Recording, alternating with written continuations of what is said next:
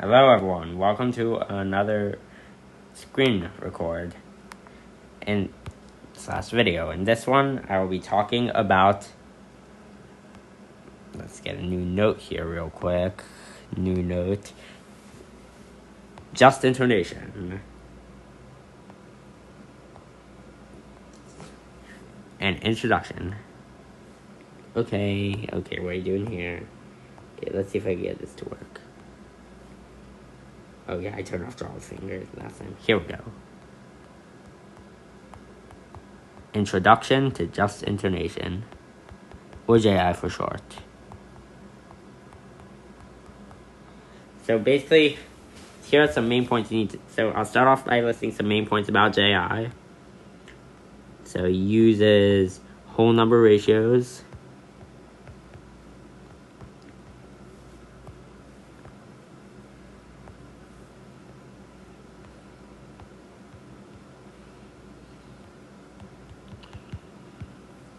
Which are, for example, 3-2 for the perfect fifth, 2-1 for the octave, 7-4 for the harmonic seventh, so on and so forth. As opposed to equal temperament, which uses all kinds of messy ratios, like the 12th root of 2 for 12th tone equal temperament, or the 5th root of 2 for 5 tet. Or if you do 53 tet, 53 tone equal temperament, you'll have the 53rd root of 2 as your base frequency ratio. Yeah, in JI, there's none of that. So, another good thing about JI is that it highlights consonants. Not quite, that's actually not how I meant to phrase it. It shows you mathematically which ratios you should use. Basically, shows which ratios you should use. Maybe. Not completely sure about that point. Now that brings me on to the next part, the cons. So those are the pros. Now for the cons. Main con, commas. I'll talk about that in another screen record thing. And another thing is not so easy. They're not easy to convert to our equal tempered ratio. So I'll just write hard to convert to cents, which I mentioned which I think I mentioned in a video. Which I think I mentioned in a couple of my videos. Cents. Just a little refresher. 1 cent equals 1/100th of 12 EDO semitone. 12 EDO is the same thing as 12 tet.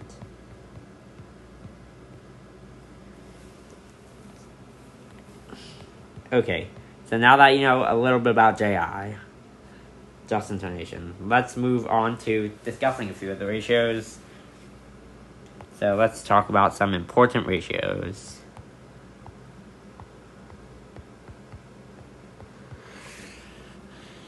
JI ratios. A very important one that we preserve in 12 tet even, or in any other equal temperament, is 2-1.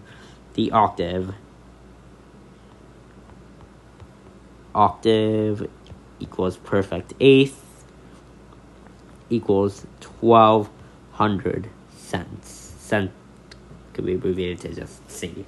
That C did not come out good though, so I'm going to redo it, don't worry. Another important ratio is 3-2.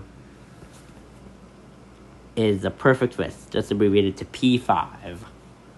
P for perfect, 5 because it's a fifth. And the ratio is about 702 cents.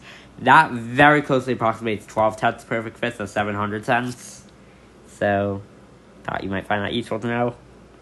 Another important ratio is, I would say that would be 5 to 4, the major third, which is about 386 cents.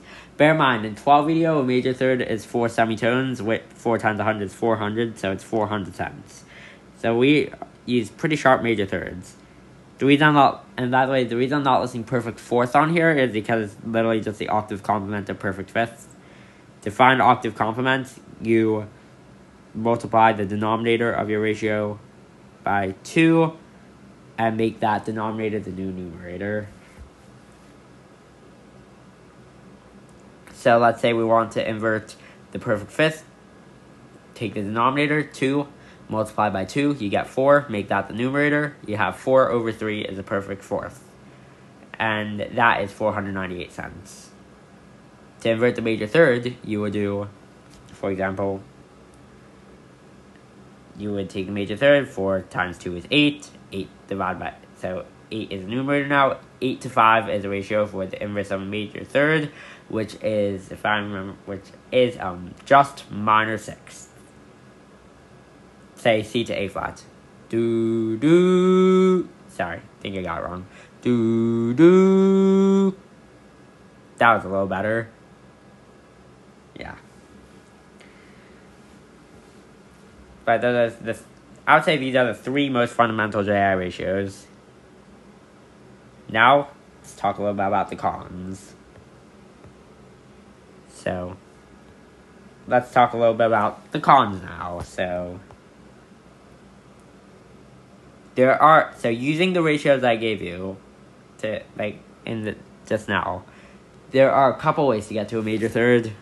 You could just go to the straight 5-4 route, equals a major third equals 386 cents. Or you could go the other way, let's just change colors here. You could go another way by taking a perfect fifth of 3 to 2 times another perfect fifth divided by an octave. I'll just write down where we're at under each ratio. 9 to 8 is where we're at now. Then you multiply by another perfect fifth. We are now at 2716. And then multiply by another perfect fifth of 3 to 2. You're going to get 8132. Divide by an octave. And lo and behold, you get 8164. Well, the problem is 5 to 4 is not 81 to 64. 5 to 4 is 80 to 64 ratio. So you get, this is your final result if you go that way. And that is also supposedly a major third. But let's do the conversion. So remember, I don't know if you all watched my frequency ratio to cents conversion video, where I explain how to do it, but I'll just run through it quickly. So you're going to take the logarithm of 81/64, divide by log base 10 of 2. That makes it the equivalent of log base 2 81/64, and then you multiply by 1200, and that tells us our cent value is about 408 cents. These two are not the same. In fact, they're quite different. That is a 22-cent difference there, if we just these whole numbers. And the reason for that is, and that's called a comma. More on that in another screen broadcast. So, now just for a quick refresher, I'm going to show you how to convert frequency ratios to cents. There we go. So, to convert a frequency ratio to cents, let's take our example of 81/64. 81/64 equals blank cents. Well, how are we going to do that? So, you're probably going to want to use a calculator because this involves some logarithms. And so the formula is, first you take the log of 81/64, and then you do that, divide by log of 2, and then you multiply by 1200. The reason for that is, I'll show you in a moment. So log x over log 2 is log base 2 of x. That is the reason for that. That's the way that works. And as I said, you're probably going to want to use a calculator for this. So let's do 81/64. You should probably know that one already. 1.25. Well, you should probably know a little bit already, because if 80/64 is 5 quarters, or 1.25, you just got to add 0.015625. I don't know if you know that, because Hashem benched me with a lot of talents, and math is one of them, and Hashem did not give everyone that talent. So I'm just going to do it on my calculator for your sakes. 81 divided by 64 is 1.265625. So we're going to take the log of that, divide by log 2, multiply by 1200, and you get a very precise figure of 407.820035 cents, which we could round to the nearest thousandths, which is extremely precise, at 407.82 cents. So that's just a little refresher on how to convert frequency ratios to cents. And I am about to end this broadcast, so I hope you enjoyed. Emir Hashem, I will catch you in the next one, and Mashiach now.